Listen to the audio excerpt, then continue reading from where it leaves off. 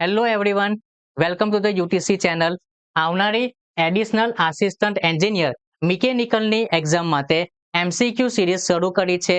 તો જે વિદ્યાર્થીઓ આ ચેનલ પર નવા હોય તો તે વિદ્યાર્થીઓ ચેનલને સબસ્ક્રાઇબ કરી દો અને બેલ આઇકન પ્રેસ કરી દો, જેથી આ એક્ઝામને રિલેટેડ કોઈ પણ વિડીયો અપલોડ થાય તો તેમની માહિતી તમને મળી રહે.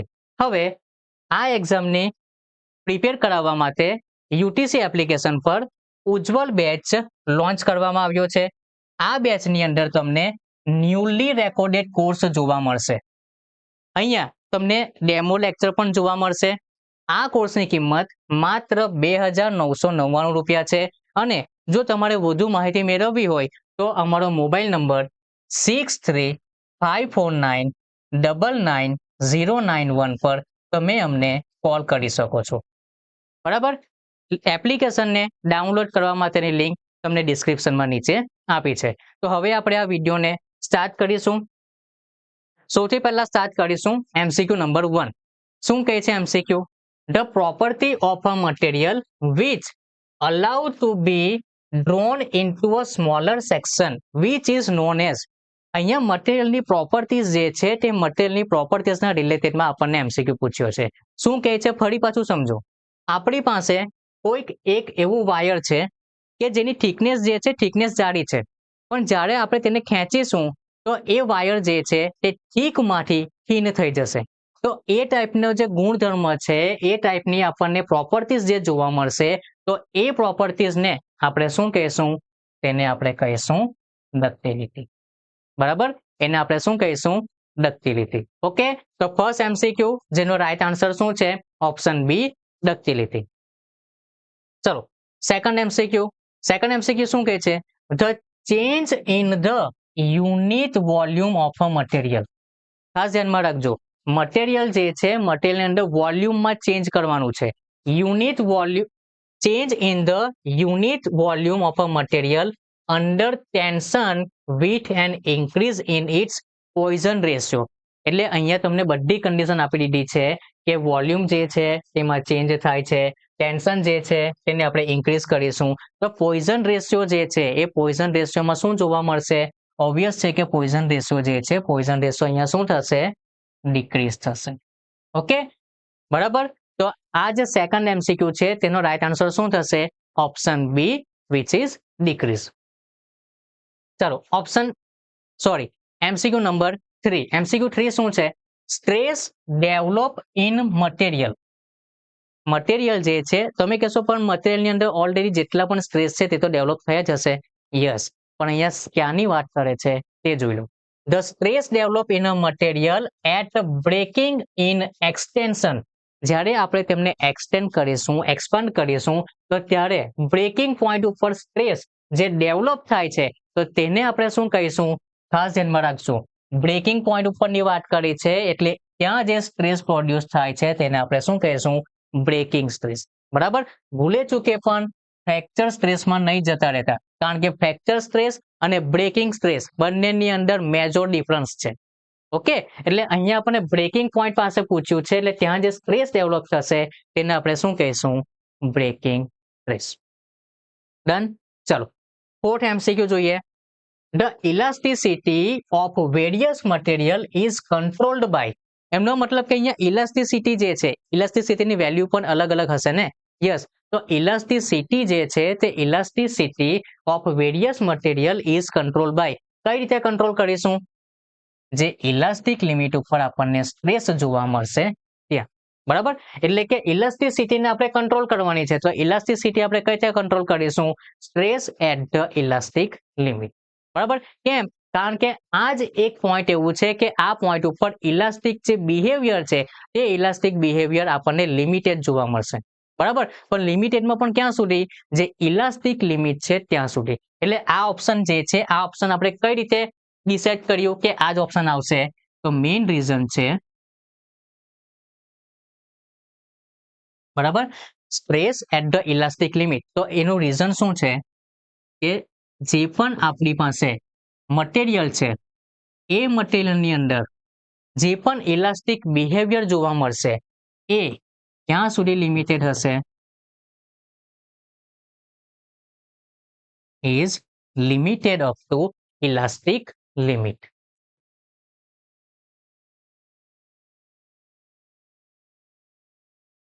ઓકે, તો જે ફોર્થ નંબરના MCQ છે તેનો રાઈટ આન્સર શું થશે? Option D, which is stress at the elastic limit. Done. ચાલો ફિફ્થ નંબર પર આવીએ. ફિફ્થ નંબર શું કહે છે? 5 સ્પેસિમેન.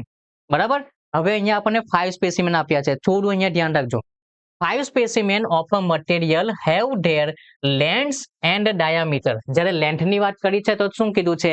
ફર્સ્ટ સ્પેસિમેન માટે L, સેકન્ડ સ્પેસિમેન માટે 2 times L, થર્ડ માટે 3L, ફોર માટે 4L, એ જ રીતે 5 માટે 5. એ જ રીતે ડાયામીટરના ટર્મ્સમાં જોઈશું તો 1D, 2D, 3D, 4D and 5D. Which of these will have the largest extension when the same tension? ખાસ ધ્યાનમાં રાખજો વર્ડ શું છે. ટેન્શન જે છે એ ટેન્શન આપણે સેમ એપ્લાય કરવાનું છે તો એક્સટેન્શન વધારે પડતું ક્યાં જોવા મળશે? બરાબર, એક્સટેન્શન વિશે પૂછ્યું છે એટલે તમને ફોર્મ્યુલા જો યાદ હોય એક્સટેન્શન માટે તો મેઇન ફોર્મ્યુલા આપણે શું યુઝ કર્યું છે? Delta L is equal to PL by AE. Okay, ચલો લોડ જે છે એ સેમ રહેશે, લેન્થ જે છે એ લેન્થમાં આપણું ચેન્જ આવશે. ચલો તો લેન્થમાં ચેન્જ આવશે તો એને હમણાં કોમન આપણે લઈ લઈએ. કેમ? કારણ કે એરિયા જે છે એ એરિયા આપણે કયા ટાઈપનો લેવાનો છે? લેન્થ અને ડાયામીટર આપ્યો છે એટલે કે સર્કલની વાત કરે છે. બરાબર છે, તો સર્કલમાં તેનો એરિયા શું છે?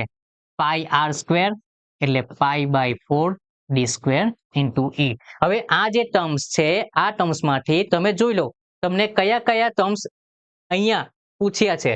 તમે જોશો એક મને આપ્યું છે લેન્થ, બીજું મને આપ્યું છે ડાયામીટર. તો તમે અહીંયા જોઈ શકશો લેન્થ જે છે તે ડાયરેક્ટલી પ્રોપોર્શનલ છે, યસ, અને ડાયામીટર જે છે તે ડાયામીટર ઇનવર્સલી સ્ક્વેરમાં પ્રોપોર્શનલ છે. એટલે અહીંયા રિલેશન આપણું શું બન્યું? Delta L is equal to L divided by D square. આ રિલેશન જેને બનાવતા આવડી ગયું ને તે હવે આ જે ન્યુમેરિકલ છે આ ન્યુમેરિકલને ઇઝીલી સોલ્વ કરી શકશે. કેમ? કારણ કે હવે 4 નહીં, મારી પાસે 5 કેસ આપ્યા છે. 5 કેસ હોય, 6 કેસ હોય કે પછી 10 કેસ હોય, બરાબર, આ રિલેશન જો બનાવતા આવડતું હોય તો તમે અહીંયાથી આને ઇઝીલી સોલ્વ કરી શકશો. કઈ રીતે? ચલો ફર્સ્ટ કેસ લઈએ. ફર્સ્ટ કેસ શું છે? ફર્સ્ટ કેસ જેની અંદર લેન્થ છે L, બરાબર, લેન્થ છે L, ડાયામીટર છે D. ચલો મૂકો અહીંયા તો ડેલ્ટા L બરાબર શું મળશે? Delta L is equal to L divided by D square. એ જ મળશે ને, L અને D છે. ઓકે, એટલે અહીંયા શું થયું? L divided by D square. ચલો સેકન્ડ પાસે આવો. સેકન્ડ કેસમાં ડેલ્ટા L તમને શું જોવા મળશે? સેકન્ડ કેસમાં અહીંયા છે 2 times L, બરાબર, અને અહીંયા શું છે? 2 times D. 2 times D એટલે કે અહીંયા ફરી પાછું આપણે સ્ક્વેર કરવાનું છે. શું છે? આપણે અહીંયા સ્ક્વેર કરવાનું છે એટલે 2D સ્ક્વેર. તો 2D સ્ક્વેરની જગ્યા પર આપણે શું લખીશું? 4D square. ચાલો તો અહીંયાથી સિમ્પ્લિફિકેશન આપો તો તમને શું જોવા મળશે? L divided by 2D square. Done, clear? ચાલો થર્ડ પર જોઈએ. હવે થર્ડ જે છે તો થર્ડની અંદર L જે છે તે 3 times L થાય છે, બરાબર, એટલે અહીંયા 3 times L, ત્યાં 3 times ડાયામીટર એટલે કે 9 times D સ્ક્વેર. ચલો સિમ્પ્લિફિકેશન આપો. સિમ્પ્લિફિકેશનમાં તમે શું જોશો? 3, 9, 1 divided by 3, L divided by 3 square. હવે એક વસ્તુ નોટિસ કરો, અહીંયા જે છે તે 1 ના પ્રોપોઝલમાં જોવા મળે છે, બરાબર, L divided by D square. અહીંયા જે L divided by D square છે તે 1/2 એટલે કે 0.5. અહીંયા L divided by D square 1/3 એટલે કે 0.333. તમે જેમ અલગ અલગ કેસમાં આગળ વધતા જાઓ છો ને તેમ L divided by D સ્ક્વેરની વેલ્યુ જે છે ઓન મલ્ટીપ્લાય એ તમારી ઓછી થતી જાય છે. એ તો ખ્યાલ આવી ગયો.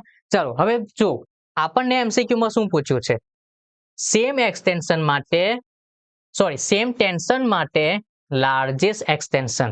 તો લાર્જેસ્ટ જે એક્સટેન્શન છે, લાર્જેસ્ટ એક્સટેન્શન આપણને ક્યાં જોવા મળે છે? First case. તો આપણો રાઈટ આન્સર જે છે તે શું જોવા મળશે? Option A, which is first. બરાબર, એટલે આ ટાઈપના ન્યુમેરિકલ પણ આપણને એક્ઝામમાં પૂછાય છે. બરાબર. સોલ્યુશન કઈ રીતે લાવવાનું? મેઇન છે તમારું આ ટર્મ્સ જેને બનાવતા આવડશે તે ઇઝીલી આ MCQ ને સોલ્વ કરી શકશે. ઓકે, પણ ધ્યાન રાખજો અહીંયા પૂછ્યું શું છે, લાર્જેસ્ટ ના જગ્યા પર સ્મોલેસ્ટ પણ કરી શકે છે. બરાબર, એટલે આ તમને ખ્યાલ હોવો જોઈએ કે અહીંયા પૂછ્યું શું છે, લાર્જેસ્ટ એક્સટેન્શન છે કે સ્મોલેસ્ટ એક્સટેન્શન છે. Okay, done. ચાલો તો આગળ વધીએ. Next MCQ. તમે જે વિચારતો હોય કે આ ટાઈપના MCQ નહીં પૂછાય, તો આ ટાઈપના MCQ પણ પૂછાયા છે. કેમ? કારણ કે યુનિટ જે છે તે સામા પૂછે છે તે ધ્યાનમાં હોવું જોઈએ. અહીંયા તમને પૂછ્યું છે યુનિટ ફોર્સનો, પણ ફોર્સનો જે યુનિટ છે તે સામા પૂછ્યો છે? SI ની અંદર. તો SI ની અંદર ફોર્સ જે છે તેનો યુનિટ આપણને શું જોવા મળશે? ન્યૂટન. બરાબર, એટલે અહીંયાથી રાઈટ આન્સર શું થશે? Option B, newton. તે જ રીતે unit of power in SI unit, તો પાવર જે છે તેના માટેનું યુનિટ શું થાય છે? તેનું યુનિટ થશે વોટ. બરાબર, SI યુનિટની વાત કરી છે એટલે SI યુનિટ પ્રમાણે આપણને પાવર માટે શું જોવા મળશે? વોટ. અને ફોર્સ માટે શું જોવા મળશે? ન્યૂટન. ડન. ચાલો આગળ. 8 number. Forces are called coplanar when all of them acting on a body like. જો હવે અહીંયા વધારે પડતું વિચારવાની જરૂર જ નથી. અહીંયા વર્ડ કયો લખ્યો છે? આ છે કોપ્લાનર. તમને એવું નથી કીધું કે નોન કોપ્લાનર. બરાબર, જો નોન કોપ્લાનર હતે તો 3 ડાયમેન્શન વિશે કન્સિડર કરતે. કોપ્લાનર છે તો 2 ડાયમેન્શન ને કન્સિડરમાં કરવાનું છે. અહીંયા શું લખ્યું છે? કોપ્લાનર. તો કોપ્લાનર એટલે શું થશે? 2 ડાયમેન્શન. તો જે 2 ડાયમેન્શન છે તે 2 ડાયમેન્શન એટલે આપણું શું થયું? As a one kind of plane. તો આમાં તમને પ્લેન જોવા મળે છે? યસ, ત્યાં છે વન પ્લેન. હા, હવે ધ્યાન રાખજો અહીંયા ડિફરન્ટ પ્લેન છે એટલે તમારી પાસે બે પ્લેન થઈ જશે. પરપેન્ડિક્યુલર પ્લેન, તો ત્યાં પણ તમારી પાસે બે પ્લેન થઈ જશે. બરાબર ને? પરપેન્ડિક્યુલર એટલે 90 ડિગ્રી જોઈશે? યસ. તો અહીંયા પ્લેન કેટલા થયા? Plane number 1, plane number 2. તો આ કેસ આપણા માટે નથી, આપણને ઓનલી વન પ્લેન જોઈએ છે. બરાબર, એટલે અહીંયા ઓપ્શન આપણો રાઈટ શું થશે? Correct option which is option B, one plane. Done. ચાલો next. If two equal forces of magnitude P act at an angle theta, then resultant will be. હવે આ MCQ એટલા માટે કન્સિડર કરવામાં આવ્યો છે કારણ કે આ MCQ ને સોલ્વ કરવા માટે પણ પછી બધા શું કરશે? જ્યારે બે અથવા બે થી વધારે ફોર્સ એક્ટ કરતા હોય તો શું કરવાનું, અને બે જ ફોર્સ એક્ટ કરતા હોય ત્યારે શું કરવાનું એ તમને ખ્યાલ હોવો જોઈએ. બરાબર, રિઝલ્ટન્ટ મેથડમાં આ વસ્તુ તમે ઓલરેડી ભણી ચૂક્યા છો કે જ્યારે બે ફોર્સ ઓનલી એપ્લાય થતા હશે, ઓનલી બે ફોર્સ, તો ત્યારે આપણે પેરેલોલોગ્રામનો જે થિયરમ છે તે એપ્લાય કરીશું. અને બે અથવા બે થી વધારે, બે તો નહીં જ કારણ કે બે હશે તો પેરેલોલોગ્રામ યુઝ કરીશું. બે થી વધારે જ્યારે ફોર્સ એક્ટ કરતા હોય તો રિઝલ્ટન્ટની મેથડ જે છે કે જેમાં રિઝલ્ટન્ટ ફાઇન્ડ કરવાનો આવશે એંગલ વાઇઝ, તો તે ત્યાં આપણે યુઝ કરવાનું રહેશે. તો પેરેલોલોગ્રામ જે થિયરમ છે તેમાં રિઝલ્ટન્ટ ફાઇન્ડ કરવા માટેનું ફોર્મ્યુલા શું છે? R is equal to P square plus Q square plus 2 times PQ into cos theta. બરાબર, આ જે વેલ્યુ છે અથવા આ જે ફોર્મ્યુલા છે, આ ફોર્મ્યુલાને આપણે અહીંયા યુઝ કરવાનું રહેશે. બરાબર, ચલો જેટલા પણ ફોર્સ છે એ બધા ફોર્સ ઉપર મેગ્નિટ્યુડ જે છે એ તો સેમ જ રહે છે. મેગ્નિટ્યુડ શું છે? P. એટલે અહીંયાથી આપણે શું લખવું પડશે? P square plus 2P into P cos theta. ચાલો હવે અહીંયાથી તમે સિમ્પ્લિફિકેશન આપો. શું થશે simplification? P square plus P square. બરાબર, આ P square plus P square એટલે કે 2 times P square. અહીંયાથી આ 2P into P એટલે કે 2P square. યસ. તો આ જે ટર્મ્સ છે એમાંથી P ને હું જ્યારે કોમન કાઢીને બહાર કાઢીશ તો વર્ગ અને વર્ગમૂળ કેન્સલ થઈ જશે. ઓકે, તો વર્ગમૂળની અંદર શું બચશે? 2 in bracket 1 plus cos theta. બરાબર, હવે મેથ્સ ભણ્યા છો તો મેથ્સની અંદર 1 plus cos theta is equal to શું થાય? 1 plus cos theta is equal to શું થશે? 2 times cos square theta by 2. શું થશે 2 ટાઈમ્સ આ 2 times cos square theta divide by 2. ચાલો થોડું અહીંયા ધ્યાન આપો 2 into 2 4 4 જે છે તે વર્ગમૂળમાંથી બહાર નીકળશે તો 2 એટલે અહીંયા ફાઇનલ આન્સર તરફ આપણે આવી ગયા છે 2 times p cos square theta by 2 તો વર્ગ અને વર્ગમૂળ જે છે તે કેન્સલ થઈ જશે તો આપણને શું જોવા મળશે cos theta divide by 2. Right answer આપણને જોવા મળે છે cos વાળો. cos એક અહીંયા છે એક અહીંયા છે આપણને શું મળ્યું 2p આ નહીં આવશે. ઓકે તો રાઈટ આન્સર જે છે આપણો શું થશે option D which is 2 times p cos theta divided by 2. Done. ખાસ ધ્યાનમાં રાખજો ઓનલી જ્યારે બે ફોર્સ એક્ટ થતા હશે તો આપણે શું એપ્લાય કરવાનું રહેશે પેરેલોલોગ્રામ. પણ વધારે ફોર્સ બે થી વધારે ફોર્સ એક્ટ કરતા હશે તો પછી રિઝલ્ટન્ટની મેથડ જે તમે ભણ્યા છે તે યુઝ કરવાની છે. ઓકે ચાલો તો આ એમસીક્યુ આપણે અહીંયા કમ્પ્લીટ થાય છે.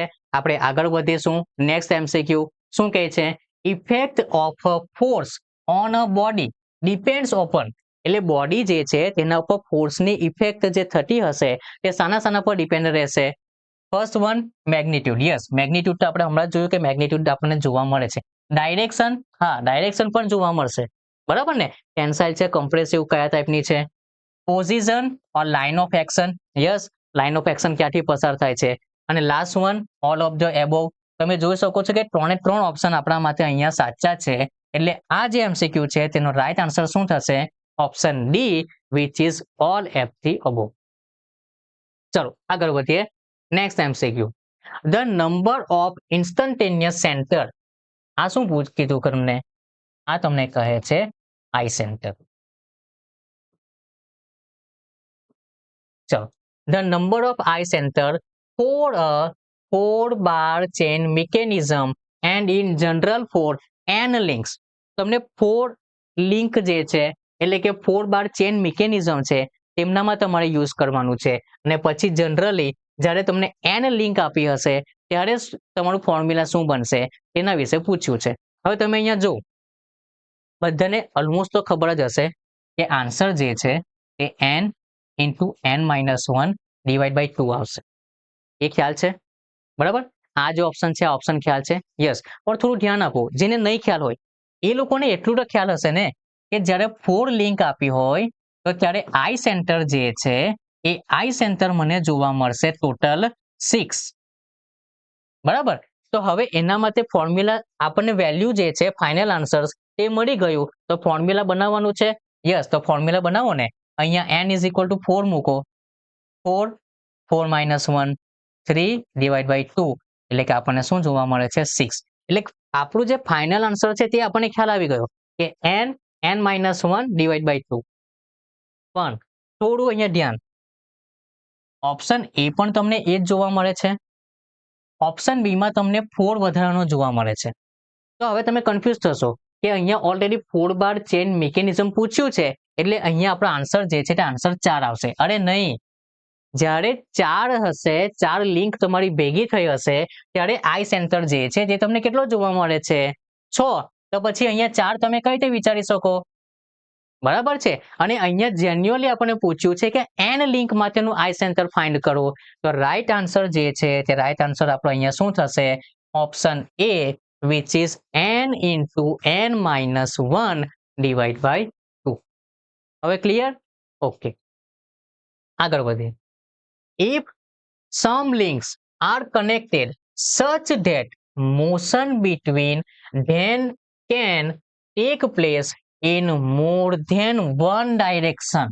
More than one direction એટલે આપણી પાસે એક એક્ઝામ્પલ ટુ સમજીએ. આપણી પાસે એક સર્ક્યુલર રોડ છે. હવે એ સર્ક્યુલર રોડને હું હોલો કરીશ તો વચ્ચેથી એક નાનો ટુકડો બહાર નીકળશે. યસ તો હવે એ જે નાનો ટુકડો છે તેને હું ફરી પાછો ઇન્સર્ટ કરીશ તો તે હોરિઝોન્ટલ ડાયરેક્શનમાં તો આપણે આગળ પાછળ કરી શકીશું પણ તેને સર્ક્યુલર મોશન કરાવવી હોય તો તે સર્ક્યુલર મોશન પણ કરાવી શકીશ.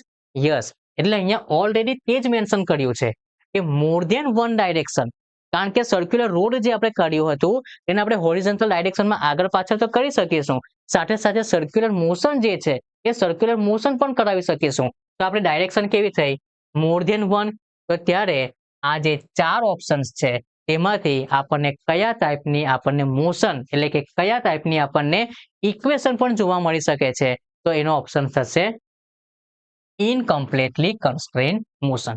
બરાબર, completely constrain motion, incompletely constrain motion અને સક્સેસફુલી કન્સ્ટ્રેન મોશન, આ 3 તમે ભણ્યા છો. બરાબર છે. હવે એમાંથી અહીંયા આપણને મોર ધેન વન પૂછ્યું છે એટલે આપણું શું આવશે? ઇનકમ્પ્લીટલી કન્સ્ટ્રેન મોશન. ચલો આગળ. If there are L number of links in a mechanism, then the number of possible inversion is equal to. હવે અહીંયા ધ્યાન આપજો શું કહે છે?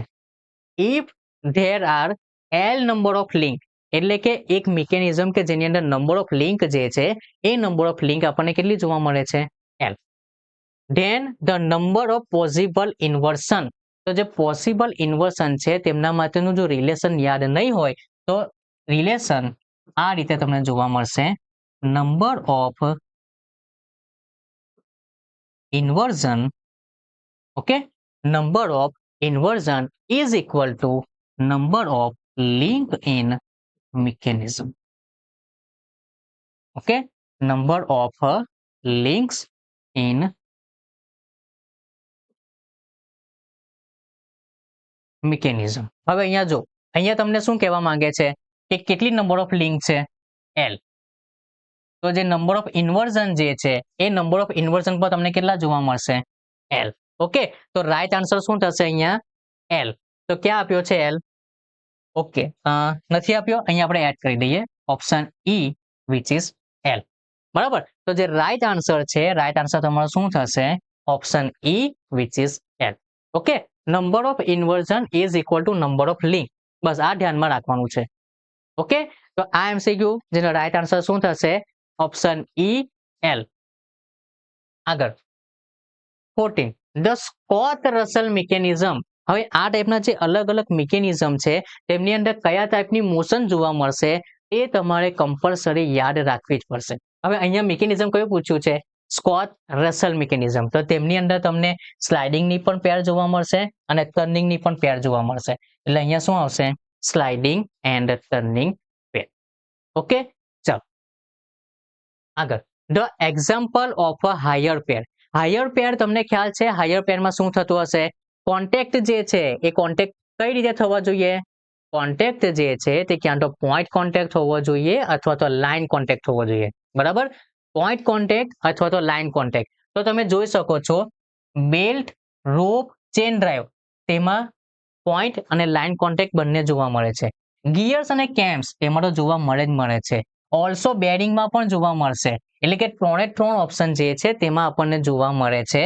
તો અહીંયા રાઈટ આન્સર જે છે તે થશે option D which is all of the above. Okay, તો આ જેટલા પણ આપણે MCQ સોલ્વ કર્યા આઈ હોપ કે તમને સારી રીતે ખ્યાલ આવ્યા હશે. તો આ વિડીયોને આપણે અહીંયા સ્ટોપ કરીશું. નેક્સ્ટ વિડીયોની અંદર નવા MCQ સાથે મળીએ. Thank you.